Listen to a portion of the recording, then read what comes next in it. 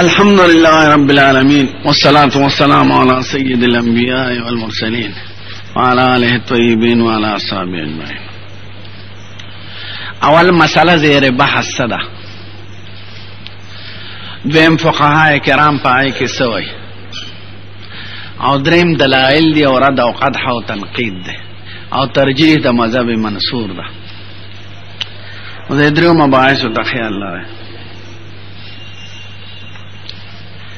هم مسئلہ دا چه مسا دا خزی ناقض دا او دستاو کنه دا خدا عنوان خاص ذکر کا قبله ذکر کرا ذکر دا ذکر دا خاص تے امرات تے نام دے قبله قلولو تاوی نو چه قبله کی او دست نکو لاشی نو مسا کی خب عام خود را نشی چه قلولو کی دا خزی او دست نلازمی گی نو پا عام مسا کی خب من باب اولا نلازمی گی نو ذکر دا خاص تے امرات تے نام دے نو مسا دا خزی ناقض دا او دست او کنه دا دی بارکی دا علماء دری رئی دی. اول رئی دا چه مسا دا خز ناقض ندا مطلقا دا دا حضرت امام ابو حنیفه و سفیان ثوری و دا علماء دا کوفه مسلک دی او دا دیر صحابه و کرامونا نقل دی. دویم دا چه مسا دا خز ناقض دا مطلقا دا شافی سے مسلک دی او دا دیر علماء و صحابه و کرامونا نقل دی. درم فرق دی پا مسا دا شهوت او بدون شهوت کی دا امام مالک سے براجح قول او دا امام احمد سے براجح قول دار چه مسا بشهوتین وی دا اجنبی خزی وی او مسا بشهوتین وی نو ناقض دا او که اجنبیین وی یا مسا بشهوتین نوی نو ناقض دا خداغی کتابونو کی مطلق ذکر دا او دا ما چاہتا ہوئے دا امام احمد سے پا مذہب کے دا غن در قول نقل لی یو دا چه نماتیگی لکا احناف چه ہوئی یو دا چه ماتیگی لکا شوافی چه ہوئی یو فرق دا شهوت او بدون شهوت تے نو دا امام احمد سے ابن پخپل در قول نقل لی. اس بنیادی جگڑا با پا مسا دا شهوت او مسا دا خضی کی شهوت او غیر شهوت قید پکی دا زیادی فقهاء کرام ہوئی بعض. امام بخاری خوارا مسئلہ کی جمع بین البابین المتضادین کے خودل تا صرف دا یو باب حدیث ذکر کرنے دا یو جانب کہ مسا ناقض نرا پا بل جانب کے حدیث نمو دسارا پا بل بابی ندیخے اس مسل ذکر کے دوارا بابو نیخی دی او مسا دا خضی کی صرف یو باب خیدے او غم دا احناف تائید کئی دو چونکہ پخپل دا غیر خوخا کرے دا او حدیث او باب زمونگا ذکر کرنے دے نو دی بدا کوشش کی چی دا حدیث رات ضعیف کی منگ مسا دا خد ولی ناقض نوائیو منگی دا حدیث را روان دی دا حدیث ویو باب ترک الوضوء من القبلہ او دس نشتا پخکلولو دا خزا کی نو دا مسا بشاوتن شوا او ذکر دا خاص مراد تنعام نو مسا دا خز ناقض دا نفش مطلقا. حدثنا قتيبة وحناد وابو كريب واحمد بن منين ومحمد بن غيلان وابو عمار دي دمر استاذانو دتوي قالوا حدثنا وكيع عن الأعمش عن حبيب بن ابي ثابت عن عروة عن عائشة دا زي غوري په ابو داود کم ګران دي الته یو لسمه صفه کې راغله غالبا عن عروة عن عائشة ان النبي صلى الله عليه وسلم قبل بعض نسائه چې حضور مبارک بعد بیان خپل کړي ثم خرج الى الصلاه بما انزل الله ولم يتوضا دسونك قال قلت دا راوی وی عروه چې ما ورته قربان من هي الا انت دا ختم علميږي فضحكت غيو خندل قال ابو حدیث راغ دینه معلومیږي چې او داسې نه کړي ځکه بیبي خپل کړه او داس لته منزل تل او داسې تا دا کړي نه نو حدیث زمون په مذهب دلالت کوي صراحت دی وی وقد روي قال ابو سعيد وقد روي نحو عن غير واحد من اصحاب النبي صلى الله عليه وسلم دا قسم مسلک د ډیرو صحابانو نقل چې مسد خزنه اخذ نه او د تابعین نقل او قول سفیان الثوری وال ځکه دا فرعي مسائل دي، فرعي مسائلو کې صحابه مختلف دي، د دې وجه نه ائمه هم پکې مختلف دي، د اختلاف د صحابو نه راغلی. نو د بعض صحابه او تابعینو دا مسلک ته چې مسله خزه کې او دس نشته. دا قول د سفیان الثوری دی او د اهل الکوفه، اهل الکوفه احناف ته وایي. قالوا ليس في القبلة وضوء، دوی وایي په قبله کې او دس نشته، قبل طرف ذکر کوي. وقال مالك بن انس والاوزاعي والشافعي، مالك بن انس واوزاعي والشافعي واحمد واسحاق سے وایي في القبلة وضوء، په قبله کې وضو شته. ما سره یو شافعي سبق مرګرو، نو شوافی او دو مسئلے سخت دي. یو خدا چې منګه په طواف کې طهارت شرط نه وایو، واجب وایو، نو که طواف فرض بلا او د سو شنو فرض ادا شوی دي او تدارک په دم برازي، او دا غي پنځ په فرض او طواف کې طهارت شرط ده، نو چې طهارت نه نو طواف نه کیږي. اول ته په طواف کې هر څړي خپل خزنه ولي ځکه چې غاڼي به طواف زیارت او طواف ودا کې ډیره زیاته غړي. ما با خپل مرګرو شوافی ته چې تاسو خو یو طرف ته طواف کې طهارت شرط وای، او بل طرف ته مشي زینه د لاس نه نیولي کلکه، نو او د سماته د طواف دغه نو ما ته وای مونږ چې دلته حج لراشو نو ټول احناف شو. ما د دینه معلومیږي چې حنفي مذهب دا د فطرت سلیمه سره مطابق دی، ځکه مونږ خپل مذهب چرته په دغه کې نه پریدو، په سختۍ او په نرمۍ کې، او تاسو باندې چې سختي رااله مسله خزه چې ناقضه وي خو د استمات شو کنه چې چا حج کړی ایته دا پته لګي، نو بیا وي موږ دلته احناف ځکه سبب نو دی وای حدیث خو راغله دی، خو زمونږ د علما په ځکه عمل نه کوي، دی د هغې په جانب دی.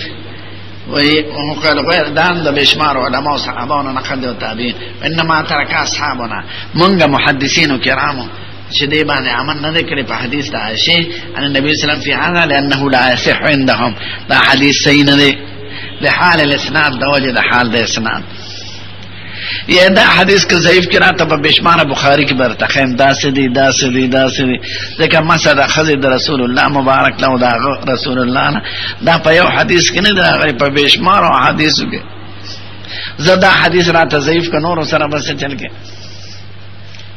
وای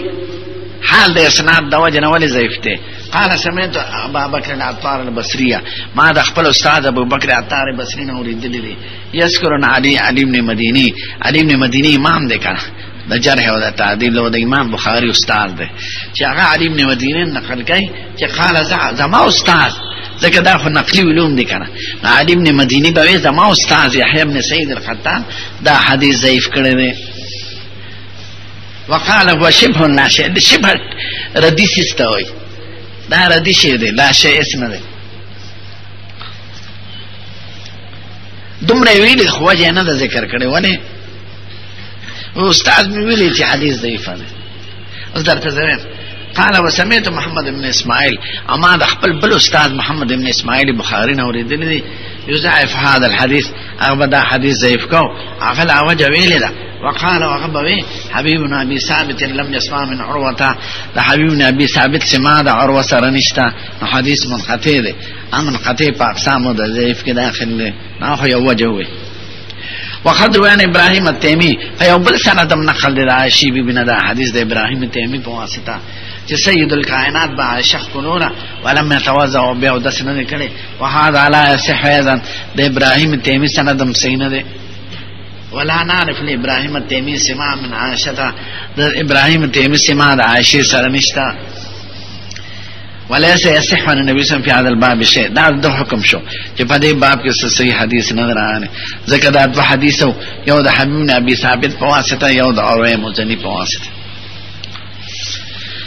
خداړم به حدیث چې ضعیف کو خو سو وجه ونه ویلا، امام بخاری لا وجه ویلا، نو تاسو ورته وکړئ. دوی په ذوف کې دا وایي چې د سند کې دا ذکر شوی دی انا حبیب بن ابي ثابت عن عروه عن عائشه، نو دا حدیث ضعیف دی، ولی ځکه دا عروه به خالی نه وي، یا با عروه ابن زبیری نو دا هغه ملاقات خو د عائشې سره شته خورای دی خو د حبیب بن ابي ثابت ملاقات هغه سره نشته لکه دلته چې بخاری ورته اشاره وکړه. او یا با عروه مزنی مرادی نو عروه مزنی بل راوی دی نو د حبیب بن ابي ثابت ملاقات د عروه مزنی سره شته خو د عروه مزنی سما د عائشې نه نشته. نو بهر تقدیر حدیث منقطع دی او منقطع د اقسام د ضعیف نه دی پښه په تحلیل چې دا عروه او د عائشې او د حبیب بن ابي ثابت مینس کې چې دی دا عروه ابن زبیر دی که عروه مزنی دی. که عروه ابن زبیری نو حبیب بن ابي ثابت ملاقات هغه سره نشته نو حدیث منقطع شو. او که عروه مزنی وي نو د حبیب بن ابي ثابت ملاقات د عروه مزنی سره شته خو د عائشې سره نشته. ابو داود مولا تایید دی لور کړی دی چې دا عروه نه مراد عروه مزنی دی ځکه سفیان وای ما حدثنا اصحابنا مونږ ته چې څومره حدیث را رسیدلی د عائشې نو د عروه مزنی په واسطه راغلی دی معلومیږي دا چې دا عروه مزنی دی. د دې جواب دا چې عروه نه مراد عروه ابن زبیر دی او و دلائل دی مونږ سره د خبره چې عروه ابن زبیر دا عروه نه مراد عروه ابن زبیر په مسند احمد کې دار خدنه کې او په دا کې ابن ماجه کې اته ډېر صفحه کې ایسر صراحتن راضی عن عروه بن الزبیر ابي بن ابي ثابت عن عروه بن الزبیر چې عروه ابن زبیر ذکر صراحتن ذکر دی نو د عروه مزنی احتمال ده کم دی نه راوباسه. تاسو دا وایي چې سفیان وایي چې مونږ ته حبیب بن ابي ثابت د عروه مزنی نه نقل کړی دی مونږ وی ټیک ته د عروه مزنی نه نقل شوی خدا حدیث خاص د عروه ابن زبیر نه دی. لا یوا دا وجوه لیکلي دی بذل المجهود کې خاله ابو داود په شرح دیمه داسې چې دا هغه عروه دی چې په مجلس ته عائشې کې ورتلی شو ځکه چې دته واوریدل هم قلت من هي الا انت قربان دا خو ته معلومیږي نو دا هغه عروه دی چې ملاقات چا سره دی د عائشې سره دی نه خو عروه ابن زبیر دی نو عروه مزنی. درېمه دا چې دا وینا غیر محرم سړی کولی شي اجنبي سړی بیبي ته د بیبي څومره لوی شان دی چې بیبي دا خو ته معلومیږي دا خو ورته خپل فرعي ویلی شي ځکه دا فرعي دی لوی کړی دی او علوم ټول ورته ښودلی دی دی خازن دی د علوم د عائشې صدیقې دی فرعي دی د اسماء بیبي زوی دی او د عبدالله ابن زبیر ورور دی نو دا چې ورته وي من هي انت معلومیږي چې دی فرعي دی که بهرنی سړی دی عروه مزني بهرنی سړی دی. درېمه دې ته ګوره فضحکت بیبي وخندل بیبي پردي سړي سره خاص پردي سړي سره خبرې کوي پردي سړي خپل مجلس ته پریدي نو دا څوک دی عروه ابن زبیر دی نو عروه مزني د احتمال د ځان نه راوخکړ نو چې دا عروه ابن زبیر شو نو دل په خپل امام بخاری په دې پیږي چې عروه ابن زبیر خو عروه ابن زبیر دی خو دا علت وی وقال حبیب بن ابي ثابت لم يسمع من عروه حبیب بن ابي ثابت سمع د عروه نه نشته د عروه ابن زبیر من ویو په خپل ابو داود کې ورپسې دی وقد روى حبيب بن ابي ثابت عن عروه بن زبير حديثا صحيحا حبیب بن ابي ثابت د عروه ابن زبیر نه حدیث صحیح نقل کړی دی نو چې حدیث ته صحیح وي خو انقطاع نشته او ترمذی کی په دویم جلد کې هم دغه عنوان راشي حبیب بن ابي ثابت عن عروه بن زبیر او حکم په لګي هذا حدیث حسن حسن د مقبول په اقسامو کې دي که د مردود مقبول په اقسام. دریم دا چې ټول ائمه د جرح او د تعدیل وایي چې حبیب بن ابي ثابت د عروه سره ولې ملاقات نشته عروه 95 کې مړ دی هجری 95 کې او دا حبیب بن ابي ثابت یو سلون لس هجری کې وفات دی داغه نه وروسته نو چې دومره لږ وروسته ته وفات دی نو د عروه ابن زبیر سره د ملاقات نه کېدو وجه اخر څه کې دي شي او د عروه ابن زبیر نه مشران او صحابه سره ملاقات شته د ابن عمر سره د ابن عباس سره نو چې چا روایت د ابن عباس نه کړي او چا روایت د ابن عمر نه کړي چې سن 67 هجری کې وفات شوی دی، نو عروه ابن زبیر خو په 95 هجری کې وفات شوی دی، دا غنه خو روایت صحیح دی. ټیک تا کده چرته سما امام بخاری خود سما بالفعل قائل ده کنه، نو دته بچته پر روایت کې سما بالفعل نه معلوم، او د مسلم پنځ سما بالفعل ضروری نه ده بلکې څه ضروری ده، امکان د لقاء او اتحاد د معاصرت، چې معاصرت شته امکان د لقاء شته. او حبیب بن ابي ثابت د عروه ابن زبیر نه د مخکې وفات شو نه روایت صحیح دي، د ابن عباس نه د ابن عمر نه، نو د عروه نه به خود صحیح وي، نو د اعتراضات ټول ختم شو. نو عروه مراد عروه ابن زبیر دی، ځکه صراحتن پر روایت کې راغلی. بل دا خبره د مجلس او خندا د بیبي دا دلیل د دې چې دا خپل خړې د عروه مزنی خو پارانه سره دی، خپل خړې سره دا خبره کوي. او دې تپوس ولې دا کوي من هي الا انت، دا دې تپوس په دې غرض کوي چې شیخ چې دا بیبي راته د بلی بیبي بیان کوي چې بل بیبي، نو چې د بلی نو خو به روایت کې واسطه راځي، د بل بیان خو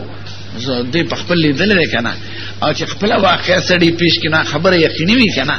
چې قربان دا خو ته معلومه دي، نو دی خندل او خندل پدې چې یو دا خبر باندې زنانه شرمېږي، دویم دا چې د حضور مبارک کمال محبت ورته آیات شو، ځکه ټول بیبيانو کې ورته عائشه بیبي زیاته محبوبه او زیاته او خيار او زیاته ګرانه، نو وی خان ادا وخت دا بوډه ده، دغه دا 55 کال عمر کې وفات شوه. نو عروه مراد عروه ابن زبیر ده، او حبیب بن ابي ثابت د حبیب بن ابي ثابت مراد ده، او دا په خپل صراحتا نازي. نو د اعتراض سوال ختم شو. دویمه طریقه چې ابراهیم تیمی،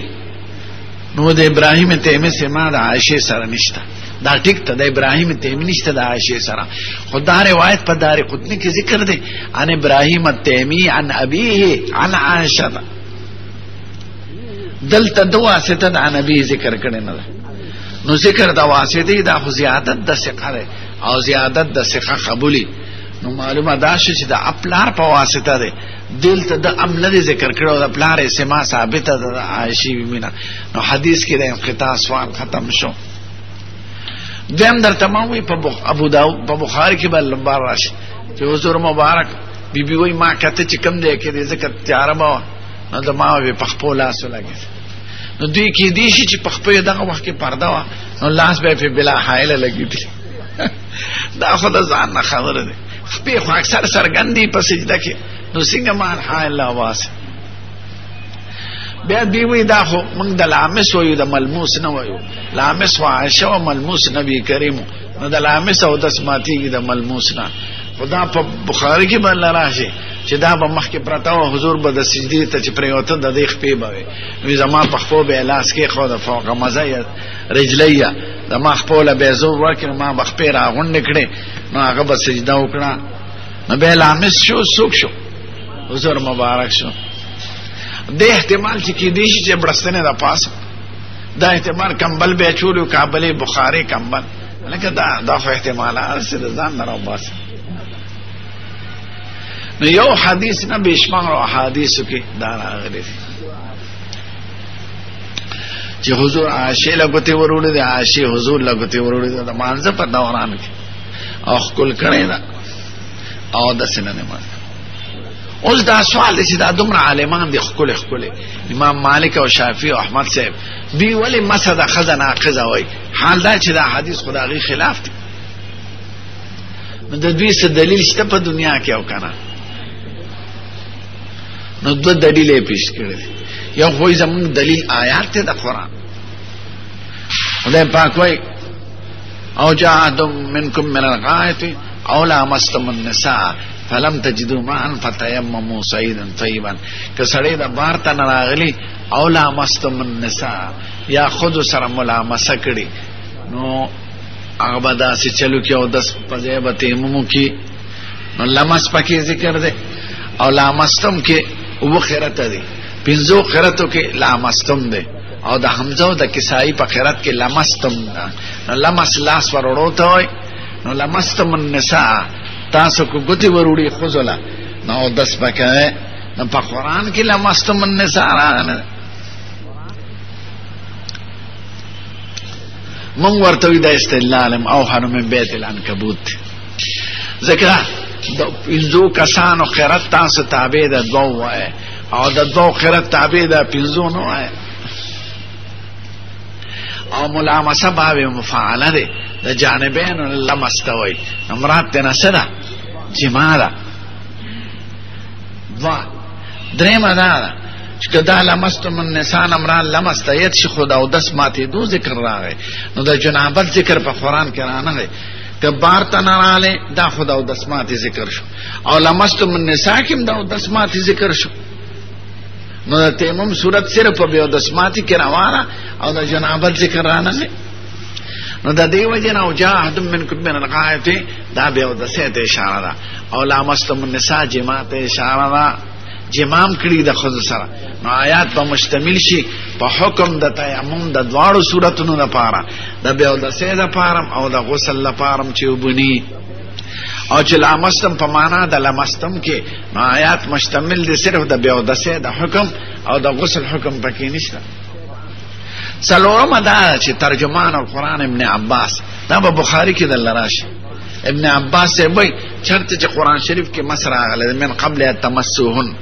او چرته چې لمس راغله او چرته ملامسه راغله ده او چرته دخول راغله او چرته افزار راغله معنا الجماع معنا څه ده الجماع نو د لامسه معنا چې هغه مفسر د قران دی او حبر العرب دی او دعا ورته حضور کړی ده اذا لامسه معنا د جماع علی مستاس استدلال او هنم من بیت العنکبوت شو استدلال مسینش دویم یو واقعه پیش کړي یو صحابی دی ابو الیسر او دکانه د خجرو یو شیزینه ولا رااله شیزینه د وزیرستان کې خزه ته شیزینه و نو ورته وی حق خجر را کنه وی حق خجر خدان نه دی وګوره دکان چې هغه دن نشو دی وردن نشو لاسونه ته راته وکړو خپل کړ بیا خپاو چې دا مې سوکړه مبارک خلک دې ته نه وی چې ګناه ته نه کیږي مقتضا تقاضا خو دې تبلیغ والا خبره او بیا خپای په ګناه باندې توبه وباسي نو دا سه صح خپاو چور په بلو چې دا مې سوکړه ابو بکر صدیق لاله ورته حق مکه بزه توبه وباسفته عمر فاروق لاله هغه ته الوی هغه ورته توبه وباسفته ته ځکه صغیره ګناه سید الکائنات تعالی د مازیګر نه مخکې هغه ته اول هغه پقار شو وی خل یو مجاهد چې جهاد لته لري دا هغه خزه سره وتا صدا کار کړ وی سه بسرانه شي دي چې څه سزا وی را باندې جاری کړه ورته تیار وی خدلا شاو دسوک او دسو که به منځ کې د حضور پاک سره بیا آیتونه خدای نازل کړه سورته هود اخر کې دي اسنه ان الحسنات یذهبن السیئات ذلك ذکرى للذاکرین یمن دیو کا او دس دیو کا به خدای معاف کړي نو دې دومره خوشاله شو چې قربان د احسان سره ما سره شو کو نور امت سره وی ټول امت سره دا چې صغائر ګناه ده چانه شو خدای ته توبه وکړه نو دوی وی دي صحابي ته دا او دس حکم وکړه ځکه چې د خزمه سکړه مونږ یو دس ولا مانځه ته پاره ده هغه کې دای ویلي چې او دس کو چې تا خزمه سکړه ویلا شاو دس کو منځو کا نو او دس عبادت ته اموز کول عبادت ته ذریعہ د طهارت او طهیر دغه باندې استدلال کول او هنو من بیت العنکبوت ته نو په دې باب کې د شوافی او مسلک بعض پکې دومره سختی ده شوافیو کې تقلید ډیر سخت که سړي خپل ماشوم لور بچي خپل کړم به دس کې ماشوم خپل خپل مول له لاس ورو مول لاس ته خپل کا دغه عرب د مور پلان لاسونه خپلای لاس ولا لاس خپل او د عالم تندې خپلای نو بس او دسته مات شو یا خدای